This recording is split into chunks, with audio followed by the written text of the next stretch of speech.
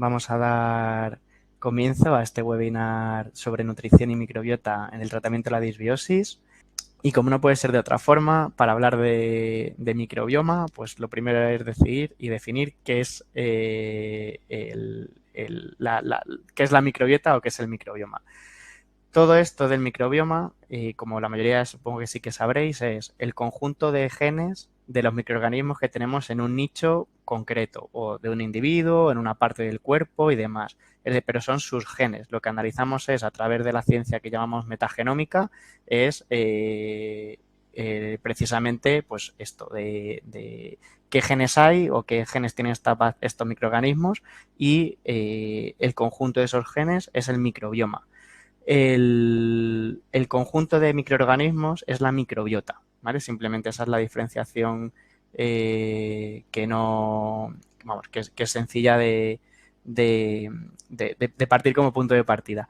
Es que estoy leyendo, si me perdonáis, que estoy leyendo que en algunos sitios no se escucha, que no se escucha nada. No sé si me podéis confirmar si es algo de algunas personas en concreto o que en general no se escucha, para ver si podemos hacer algo. Si me podéis confirmar. Si se escucha, vale, si me lo podéis confirmar. Sí, se oye y se ve. Vale, vale, bueno, espero que no sea generalizado. Las personas que les dé este error de que no se les escucha, no sé si a lo mejor volver a salir y volver a entrar, o conectar, a lo mejor, no sé, sacar la salida del audio. No sé cómo os podría ayudar, pero bueno, si se os escucha algunos y otros no, entiendo que será a personas puntuales. ¿Vale? Bueno, voy a seguir. En cualquier caso podéis poner esta información o cualquier duda o cualquier problema que tengáis en el chat, y lo leeré y lo atendemos. Retomamos. Microbioma, conjunto de genes que tienen los microorganismos, y microbiota, conjunto de microorganismos. ¿Qué tipo de microorganismos encontramos en la microbiota? Pues encontramos bacterias, arqueas, virus, levaduras, hongos o mohos,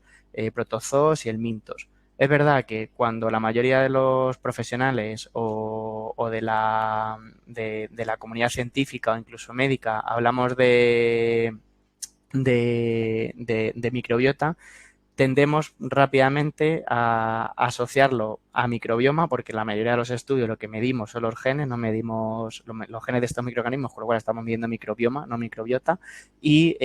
principalmente lo que se suele medir son bacterias, es como bacterioma o las bacterias y las arqueas, porque se analizan normalmente de la misma forma por 16S, por la amplificación del gen 16S ribosomal.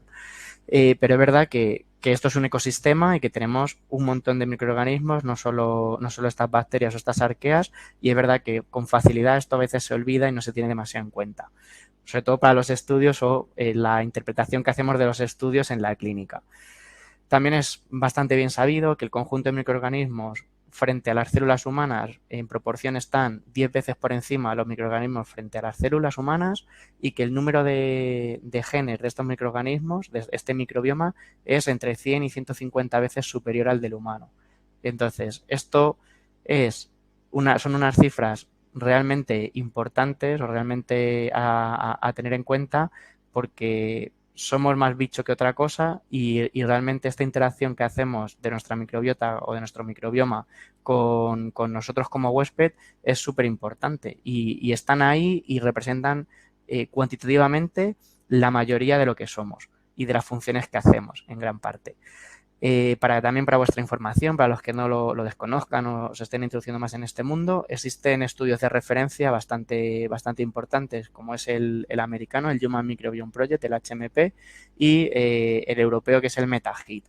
En España, por ejemplo, tenemos una corte que es el estudio, el de Spanish Gut Microbiome Rebels, que os pongo a la izquierda. Este es el último, es una corte española, y es muy importante tener cortes locales o de referencia en distintos sitios, en distintas comunidades, para tener una referencia local, porque la microbiota cambia mucho, como vamos a ver, y es realmente importante tener estas cortes en distintos sitios. Esta además se publicó este año, a principios de este año, y es bastante reciente. De estos estudios es de donde se saca que la microbiota actúa o interactúa realizando más de 20.000 funciones y pues algunas de las principales y bien conocidas son pues, la fermentación de carbohidratos o su absorción, la biotransformación de xenobióticos, fármacos y nutrientes, intentar ser una principal barrera frente a microorganismos patógenos o patógenos oportunistas o infecciones, por supuesto estimular la inmunidad, regulan el balance energético y esa homeostasis energética, tanto de las rutas metabólicas de la gluconeogénesis, glucolisis y demás, como de la utilización de la energía, con lo cual es muy importante en esos procesos de control de peso o de los pacientes que no suben peso y demás, pues puede que también esté muy mediado o muy dependiente de la microbiota. Por supuesto, la microbiota en sí tiene capacidad de sintetizar péptidos, enzimas, ácidos, distintas moléculas que van a pasar, algunas van a actuar a nivel local, en el intestino, en la piel o donde estén, en la boca, vaginal, etcétera, y otras van a pasar a sangre y van a hacer una función. Y esa función la ejerce una molécula que nosotros no sintetizamos y que las bacterias sí que pueden, las bacterias o los microorganismos sí que pueden sintetizar. Y esa unión, esa sinergia es lo que realmente pues, nos beneficiamos mutuamente. Además, se relaciona cada vez más con la prevención o la asociación directamente de situaciones concretas o microbiotas concretas con patologías, síntomas y demás. Entonces, todo esto también nos podría permitir en el futuro predecir hacia dónde podemos llevar un poco cada uno de los pacientes o de las patologías que solemos tratar en consulta. Más allá de hacer esta división que yo pongo muy habitualmente de pues, todos los microorganismos que representan el cuerpo humano en proporción numérica frente a las células o células del humano frente a las células bacterianas, y más que esa división como si fuese algo diferente, creo que lo que representa el entendimiento de la microbiota, del microbioma, pasa más porque somos un simbionte en el que nosotros somos el huésped y las bacterias son las que nos han colonizado y están ahí y nos beneficiamos mutuamente. Por lo que esos inicios que veíamos hace muchos años de si tienes un microorganismo elevado es malo y es lo que te produce la infección y demás, pues todo eso ha cambiado mucho con respecto a cómo estamos actualmente, a lo que conocemos actualmente y al uso que le damos a esa información.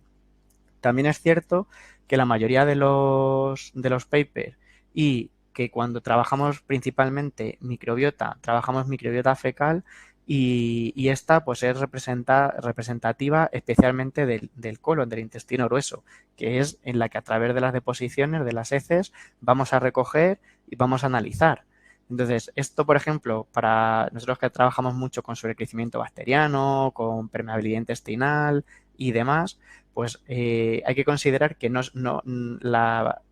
resultados que extrapolamos de estudios que se hacen en microbiota fecal, pues a veces no los podríamos a lo mejor alinear con síntomas o con microbiotas vaginales, de la boca o de la piel. Sí que hay muchos estudios en los que precisamente analizan estos dos marcadores o estas dos muestras y lo que hacen es pues, ver las uniones que tienen, las asociaciones o las correlaciones. Pero por lo general, cuando hablamos de microbiota, nos referimos a esa microbiota intestinal, o cuando hablamos de disbiosis normalmente intestinal, porque es la que más se suele medir, la que es más accesible para los pacientes y de la que hay más bases de datos y proyectos gordos y grandes que hayan analizado esto y que tengas referencias y sepas qué hacer con ella. Y por otro lado, que tengamos más publicaciones independientes para poder utilizarlo a nuestro favor. Pero por supuesto también hay disbiosis vaginales, disbiosis de boca, disbiosis de la piel y demás. ¿Y qué es una disbiosis? Bueno, pues como concepto llamaríamos eubiosis a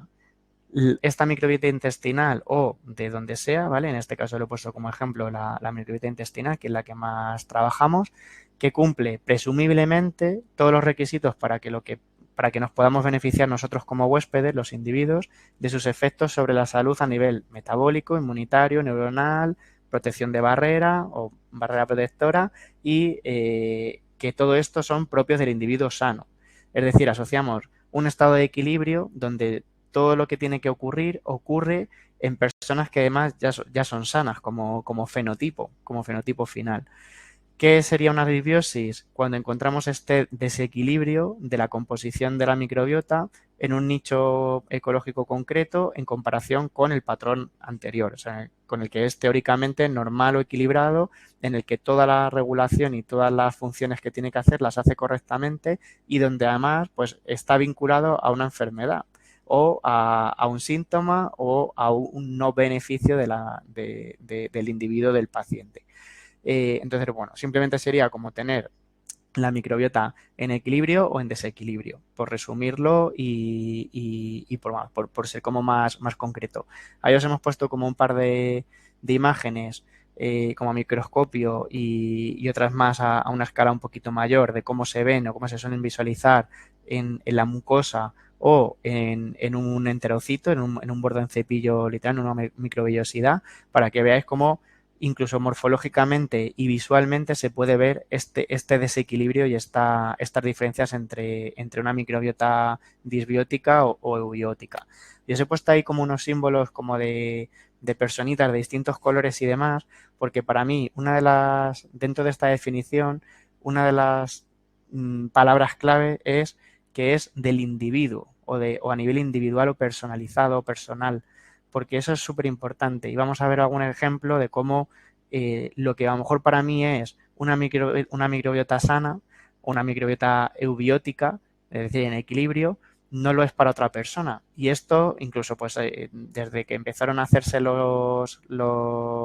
trasplantes de microbiota fecal, lo que se observó es que, claro, lo que es ese trasplante del conjunto de microorganismos de un individuo a otro, de un individuo sano, lo que no tenemos tan claro todavía es si esa microbiota trasladada a otro paciente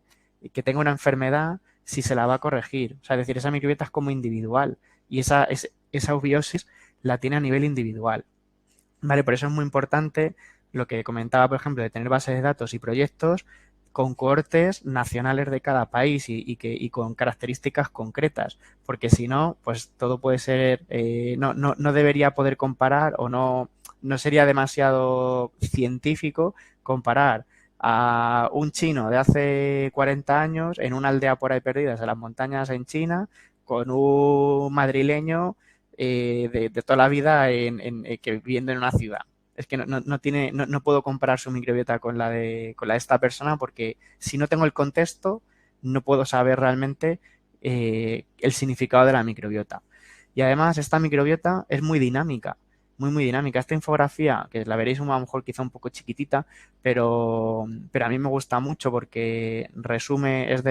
vamos, la podéis encontrar en la página de Gut for Health, que es una página de difusión sobre microbiota bastante potente, en la que recopila a lo largo de la vida distintos fenómenos que pueden alterar la microbiota. Pero bueno, por resumirlos un poco,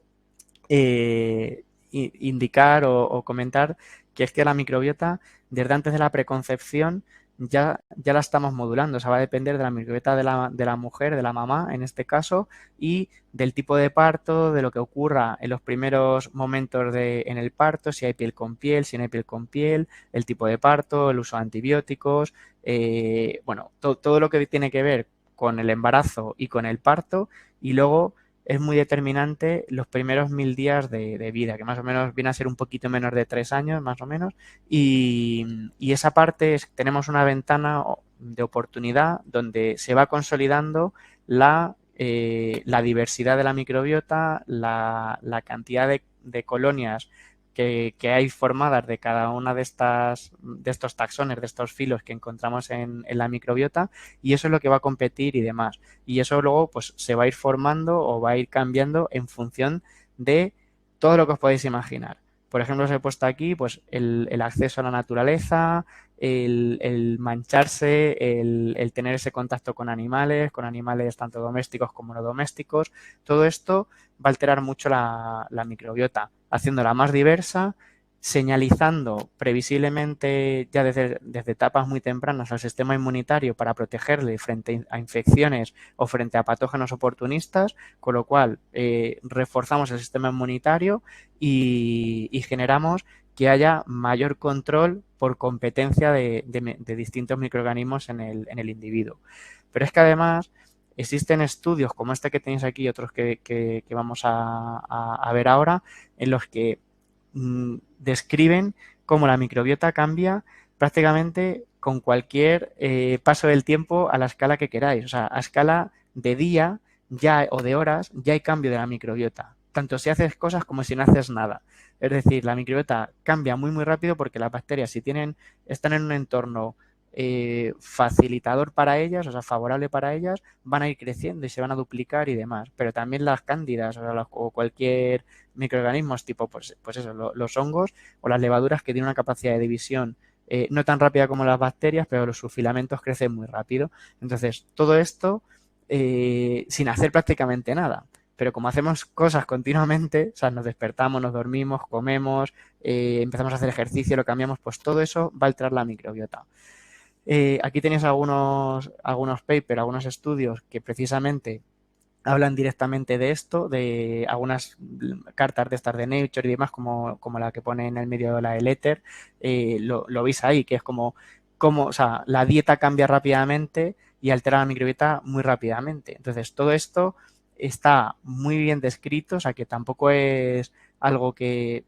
algunos popes, algunos pensadores, grandes pensadores de este ámbito digan, bueno, es que esto en una placa en el laboratorio, tú lo pones y se van viendo los círculos, los halos de crecimiento de las colonias y crecen muy rápidamente porque las pones en un agar-agar y en un día ves ya, como las pongas a temperatura adecuada para ellas y les pongas en un medio que lo pueden metabolizar y utilizar como sustrato, enseguida ves las colonias, enseguida crece. Pero no es solo eso, o sea, es que está muy estudiado, ¿vale? O sea, que no es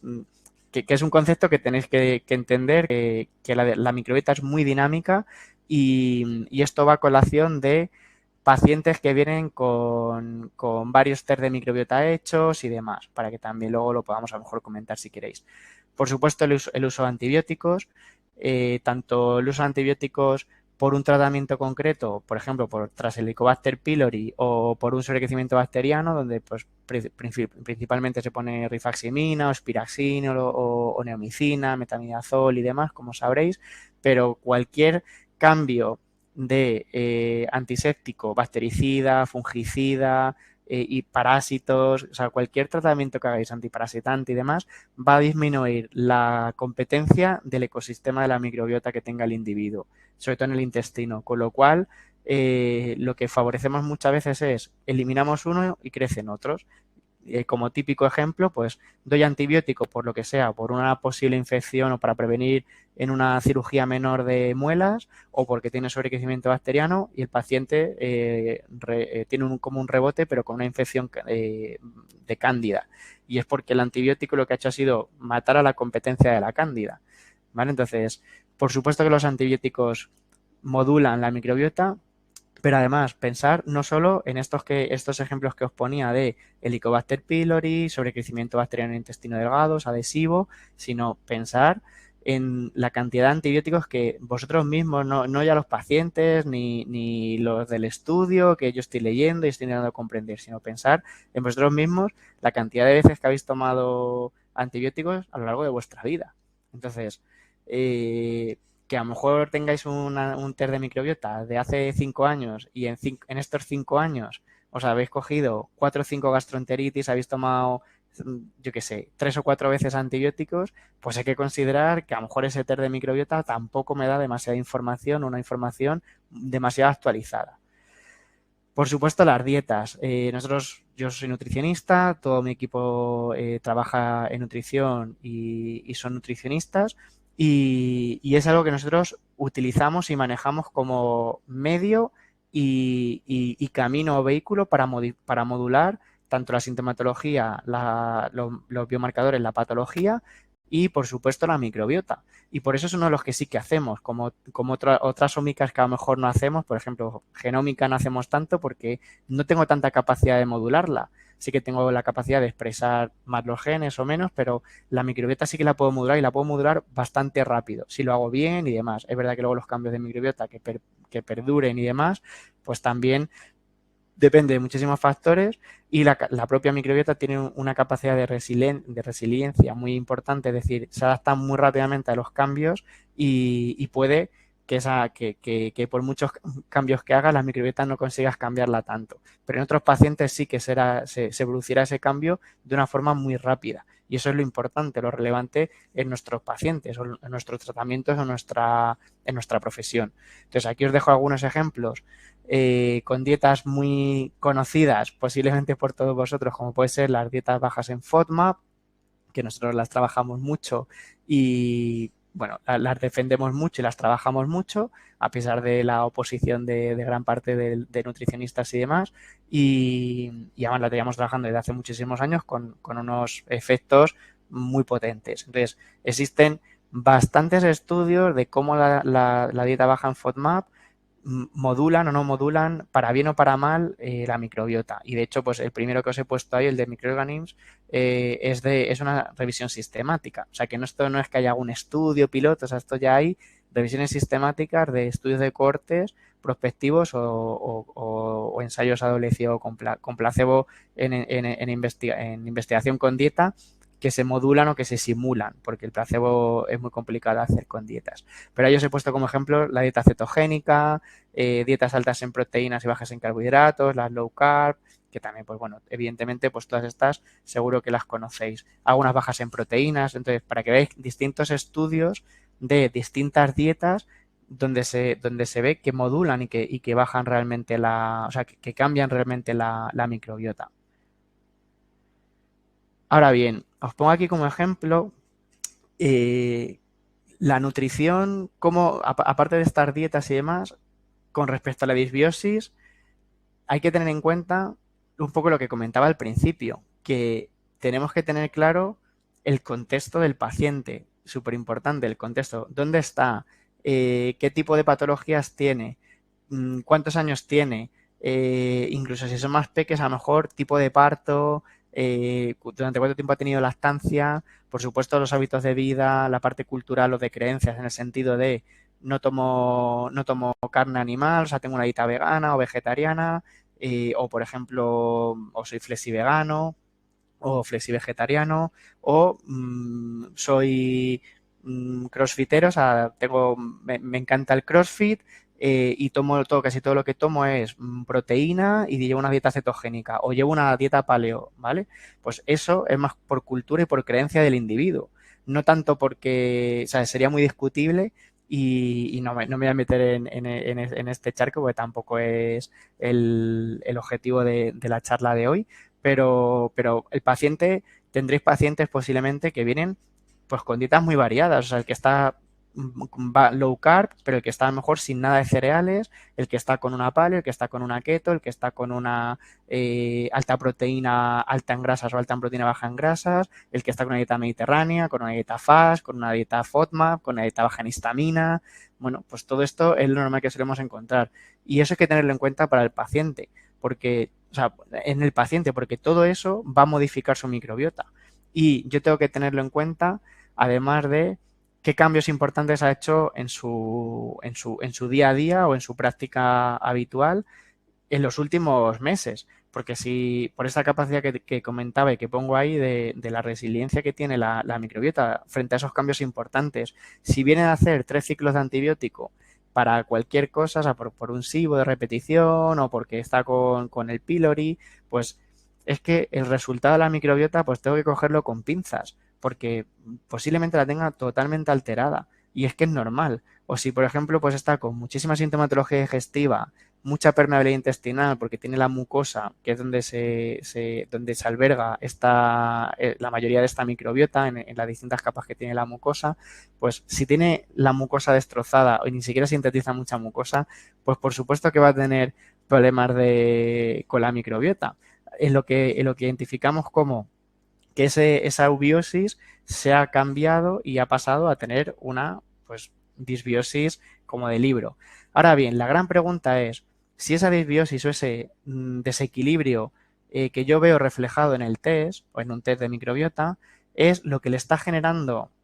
parte de la sintomatología o parte de los mecanismos metabólicos o inmunológicos que estoy midiendo o que creo que están ocurriendo en ese individuo, y la pregunta del millón es, si yo lo cambio, soy capaz de cambiar también lo otro, o sea, o lo otro también cambia. O simplemente la microbiota se va a adaptar, o sea, porque es muy adaptativa y más a los cambios importantes. Y aquí igual, o sea, con todos estos cambios, hábitos que comentaba de estilo de vida o de cambios de dietas, pensar en un paciente que simplemente pues acude a vosotros y llegáis, ¿qué tal? No, porque quería perder peso y además pues es que estoy últimamente muy cansada y duermo fatal, además a veces me dan migrañas y me hincho mucho y algunas cosas como que no las como porque me dan asco o me salen como unas ronchas y además pues tengo mucho estrés y no me puedo llevar tuppers al trabajo y como todos los días de restaurantes o por ahí.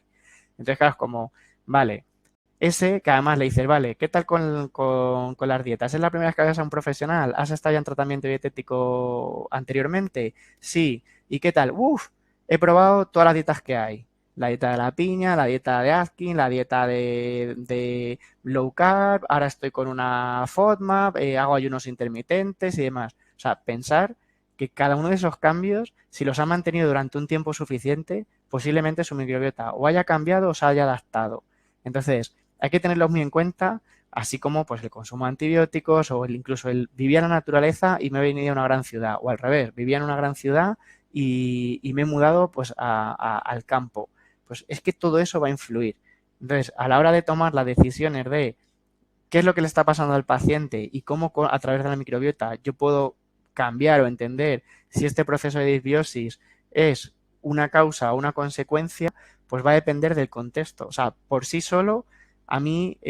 casi incluso la lectura del test de microbiota me arroja mucha información, pero no es suficiente. Es como tener solo una analítica de un paciente. Pues tener una analítica de un paciente, pues a lo mejor que veáis una calprotectina, por ejemplo, en un cultivo de heces, que la veáis en 200, podéis pensar, uy, tiene inflamación intestinal. Pero si no sabes el contexto y no sabes que a lo mejor viene de una calpro de 2000 porque tiene una colitis ulcerosa y ha dejado de tener sangre en heces a no tenerlas y que no tiene ya diarreas y demás, pues ese dato es muy, muy beneficioso, o sea, es como muy positivo. No es que sea beneficioso, es que es muy positivo con respecto al anterior, pero si no tienes el anterior ni sabes que tenía colitis o que tiene colitis, pues no te sirve de tanto. Pues con la microbiota pasa igual. Si no tienes el contexto, los hábitos, un historial bien hecho y eres capaz de entender que todas estas cosas pueden modificar la microbiota, a lo mejor no puedes ayudar tanto al paciente. Y eso es lo importante, o lo que nosotros intentamos transmitir siempre, que se trata de poder ayudar al paciente, de hacer test de microbiota cuando haya que hacerlos, saber entender la literatura y saber entender o comprender lo que hay a nivel científico con respecto a la microbiota. Y en eso es un poco en lo que estamos. Eso es un poco lo que estamos, lo que hacemos cada día y demás. Y os ponía aquí como ejemplo lo de la quermansia. La quermansia, como sabréis, es súper conocida, es como muy popular, todo el mundo la conoce. De hecho, bueno, hay un laboratorio que tiene la quermansia que se comercializa de momento solo en Estados Unidos, pero bueno, lo van a traer a Europa pronto, porque además es de un belga, es de Patrice Cani. Y bueno, pues este empezó a publicar pues en revistas bastante potentes, en Nature y demás, como esta Akkermansia, que es una bacteria muconutritiva, anaerobia, que está pues en la capa de moco, es una de las principales productoras de ácido butírico y que además está muy vinculado pues con el síndrome metabólico, donde incluimos pues diabetes, tensión, lípidos del perfil lipídico, o sea, de colesterol, triglicéridos y demás, y influenciando en el peso, en la obesidad, incluso en el perímetro de cintura, en la grasa abdominal, la grasa total y demás de los individuos. Entonces, esto que está en todos los laboratorios de complementos dietéticos y de probióticos intentando pues traer esto y tener algo parecido a la quermansia o la propia quermansia liofilizada o lisada y demás, es verdad que hay que tener en cuenta, y os traigo aquí este ejemplo de estudio que a mí me gusta mucho para que veáis y que entendáis cómo de interesante o cómo de importante es el contexto y lo que decía al principio de tener bases de datos en las que podamos agrupar todo esto y entender si realmente me sirve la información que he extraído pues, de un sitio, en un estudio, para aplicarlo a mi paciente. ¿Vale? Y esto es un ejemplo que a mí me gusta mucho. Esto es de una tribu de los Hadza, que supongo que conoceréis, que están en Tanzania. Son cazadores recolectores, de los pocos que quedan. Es un grupo, una comunidad que ya son muy poquitos. O sea, se habla como que apenas hay unos 2000 o así. Cazadores recolectores es que todo lo que cazan, o sea, todo lo que comen, pues lo cazan o lo recolectan y evidentemente pues no tienen no entraron en esa fase como de agricultura como la que tenemos nosotros, por supuesto, y no tienen supermercados donde ir a comer pues, productos ultraprocesados. Y estos, o sea, este estudio que se publicó en Nature Communication hace ya un tiempo, hicieron un piloto, porque tampoco son muchos sujetos, pero bueno, en microbiota, pues con lo que cuesta hacer estudios, pues es habitual que sean Ns o tamaños muestrales pequeñitos, y en estos en concreto, lo que hacían era comparar la microbiota de los Hadza frente a una microbiota de una cultura de italianos occidentales, caucásicos, ¿vale? Que tenéis como estas dos líneas de en azul los italianos y como en marroncito los Hadza. Y como veis, simplemente donde se corta, que se ve más o menos, el corte se ve bastante bien, no sé si veis mi puntero, pero bueno, se ve bastante claro dónde está el corte de uno y otro. Como veis, simplemente por colores, ya no me meto en los nombres que están muy chiquititos y demás, pero simplemente por destacarlo, como veis, los bifidobacterios que están como taxones identificados o como filos identificados en el grupo de los italianos, en el grupo de los Hadza prácticamente no está. Y la Akkermansia en los Hadza prácticamente es nula. Pero es normal, porque es que ellos no toman fibras prácticamente, no toman frutas como las tomamos, tantas frutas como tomamos nosotros, verduras, legumbres, se basan su alimentación en carnes, en lácteo y en sangre, en otro tipo de alimentos, también en tubérculos, en algunas cosas, pero prácticamente no toman nada de fibra. Entonces, esto, ni nada de vegetales, ni polifenoles y demás. Entonces, esto es un claro ejemplo de cómo no se puede atribuir una bacteria o un grupo, un clúster de bacterias concretos a una patología, a una condición, como puede ser la Akkermansia, con la diabetes o con el síndrome metabólico, con el control de peso, porque en otras poblaciones no tienen esto, o sea, no tienen estas bacterias y tampoco tienen esas enfermedades. Entonces, no es dependiente de las bacterias, es dependiente del individuo con esas bacterias y la circunstancia y dónde se encuentren y demás. Entonces, a priori, por ejemplo, en este ejemplo, posiblemente una nutrición, o sea, previsiblemente creeríamos que una alimentación muy ideal para la microbiota sería mayoritariamente o más rica en hidratos de carbono complejos, muy variada y amplia en todos los vegetales, en frutos secos, en semillas, en verduras, en frutas, y muy bajita pues en carnes procesadas, incluso en carnes en general, sí que una aporta a lo mejor de pescado y demás, o sea, como digamos una dieta pues saludable, mediterránea y demás. Y que previsiblemente pues la microbiota va a tener como va a estar más desequilibrada en un estado más de disbiosis si la atiborramos de ultraprocesados, de dulces, de bollería industrial, de fast food, de snacks, de refrescos y todo esto. Entonces, eso es lo que previsiblemente todos creeríamos, y es que la microbiota principalmente se nutre de la fibra y hay cosas que le gustan mucho, como pueden ser los polifenoles, por ejemplo, presentes en muchas frutas y verduras, y en algunas semillas y demás, o los omega 3 o grasas de gran calidad y demás. Entonces, esto es lo que a priori todos entendemos que le va a gustar a la microbiota. Sin embargo, cuando vamos a poblaciones donde no tienen esta alimentación, no tiene por qué haber estas bacterias que consideramos que son beneficiosas. Y para ellos eso es su eubiosis. Y para nosotros sería una disbiosis. Pero porque somos otros individuos con otras características, otra cultura y demás. Entonces, bueno, también que a veces cuando se leen algunos de estos estudios o cuando intentamos aplicar los estudios a la parte clínica, pues se descontextualiza un poco esa parte. Y bueno, aquí Debajo de estas fotos tenía alguna imagen, pero bueno, que son sacadas de un youtuber que viaja mucho, se llama Lethal Crisis, y tiene uno de las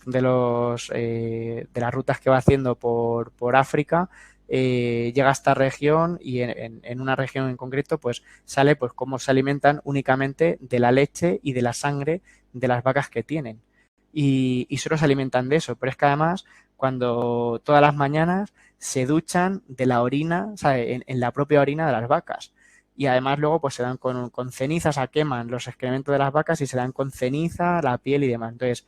¿cómo van a tener ellos una microbiota ni medio parecida a la nuestra con lo que hacen, con lo que comen y con lo que hacen? Es que si fuese igual sería un milagro. Entonces, nosotros tenemos desde que nacemos esta interacción con el ambiente, o sea, este ambientoma en el que todos los hábitos y todas las cosas que hagamos, incluida la dieta, el sedentarismo, el ejercicio, los fármacos, los antibióticos, el estrés, los contaminantes, todo va a influir en nuestra microbiota, pero también en nuestra salud y también en las rutas metabólicas y también en los biomarcadores. Entonces, hay que tener en cuenta todo esto porque si no, si solo medimos la microbiota y no la acompañamos de un análisis o una revisión de todo lo demás, pues tampoco estamos haciendo un ejercicio que dé valor al tratamiento que pueda hacer al paciente, que es de lo que se trata. Entonces, finalmente, ¿busco o no busco? O sea, voy a ver a través de un test de microbiota o de disbiosis lo que hay. ¿Tiene sentido con todo esto que he dicho o no? Pues como ya anticipaba en algún momento, para nosotros sí, porque es modulable y porque yo entendiendo el contexto y entendiendo lo que yo veo como una fotografía puntual, yo puedo con eso tomar decisiones a nivel clínicas o a nivel terapéuticas y por eso nosotros sí que los medimos. O sea, perdonadme que está como tapada, pero bueno, esto es un ejemplo de un test de microbiota. Los que estéis en España, este en concreto es del Instituto de Microecología, que lo hace por PCR, y, y bueno, los tenéis de muchos laboratorios y de distintas técnicas. Actualmente en el mercado se hacen solo test con tres técnicas que son PCRs, bueno, PCR y normalmente los que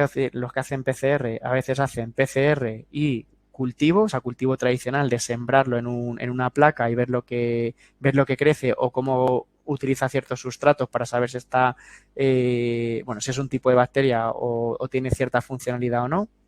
Y normalmente lo combinan con el estudio de PCR en el que con cebadores y con primers concretos vas a buscar lo que ya sabes, o sea, ya sabes lo que tú vas a buscar y vas solo a buscar eso en concreto. Eh, hay otras dos tecnologías que hablamos, o sea, que se hablan como NSG, como Next Sequencing Generation, que es como secuenciación masiva o de última generación y demás, pero bueno, secuenciación masiva, donde tenemos donde se puede hacer ampliación de 16S ribosomal, que estos de la PCR lo que hacen igualmente es identificar a través del amplicón de la 16S y luego pues van duplicando las cadenas y ya está. Por NSG, los dos laboratorios, o sea, los dos equipos, las dos empresas y compañías que están haciendo esto son o bien por Illumina o bien por el Nanopore. Son las dos que actualmente se están utilizando, porque el 454 de Roche, que es el primer secuenciador con el que se hizo el primer microbioma, con el que se hizo gran parte del HMP, del Human Microbiome Project y demás, ya está descatalogado y no se utiliza para hacer microbiomas. Entonces, ahora los que están son estas tecnologías y lo que te permite hacer tanto Illumina como Nanopore es hacer, en vez de solo el amplicón del 16S, es amplificar el gen de la 16S ribosomal de la bacteria o en otros casos se puede, por ejemplo, en parásitos se amplifica el 18S, en levaduras y cándida se amplifica, o sea, se hace por ITS en vez de por 16S, ¿vale? Pero bueno, esto entra dentro de la metodología o de los procedimientos que tienen los equipos, pero la peculiaridad de los por NSG, o sea, por secuenciación masiva, es que puedes hacer solo la amplificación del 16S para identificar ese taxón, ese OTU, que es como se llama, que esto también es algo que ahora intentaré comentar, o puedes hacer una secuenciación completa de todo el gen. Entonces, que es lo que más se denomina como metagenómica completa. Pero las tecnologías son las que son estas tres y lo único es cómo las utilices, el número de lecturas que hagas y demás. Pero es que incluso dentro de eso, pues es importante comprender cómo funcionan, hasta dónde puedo saber o hasta dónde puedo extraer información, si se están haciendo bien o se están haciendo mal. O sea, hay dentro de esto un universo. De verdad que esto es súper amplio y bueno, siempre, o sea, por eso nosotros llevamos mucho tiempo en esto y lo trabajamos tanto en investigación como en clínica y bueno, la verdad es que estamos muy metidos en todo esto de secuenciación y os puedo decir un poco pues también cómo se hacen y demás. Y bueno, me gusta siempre como terminar un poco con esta parte de este bloque que os comentaba inicialmente, porque una cosa que venimos observando desde hace unos años es que hay tanto conocimiento o se está divulgando tanto en este sentido que además, para que os hagáis una idea, solo en PubMed de los últimos 20 años hay 125.000 artículos y de microbioma y como microbiota 105.000. O sea, y en los últimos años, o sea, solo en un año, en el año 2021, que es el último cerrado, había 32.000 artículos. Entonces, esto es tanta información que es casi imposible estar actualizado, conocer y demás. Pero es verdad que eso ha dado pie a que muchos divulgadores y gente más voz populi y que llega a todo el mundo, digamos, y que se divulgue sobre estos temas y al final es como todo el mundo sabe de microbiota y todo el mundo habla de microbiota y cualquier paciente se ha comprado un libro o sigue 3 o 4 cuentas de Instagram y llega a la consulta y le propones a lo mejor hacer un test de microbiota y te dice, uy, yo de microbiota sé un poco, o ¿por qué no me pones esto? ¿Y por qué no? O sea, y es, a ver, de esto se sabe todavía, empezamos a comprender una parte muy pequeñita de esto y esto es un universo gigante, entonces vamos a ver si somos capaces de contextualizando y teniendo un historial completo y bien estudiado, analizando la microbiota y intentando poner un tratamiento, vamos a ver si somos capaces de llevarlo a buen puerto y que tengas que esa disbiosis desaparezca y que además lo repercutas en tu salud o en tus síntomas. Entonces, bueno, o sea, como que no culpar siempre a la microbiota, intentar evitar esa de todo es la microbiota. Ahora todos los problemas son de la microbiota, porque tampoco es cierto y tampoco tenemos capacidad de medirlo ni saberlo a ciencia cierta.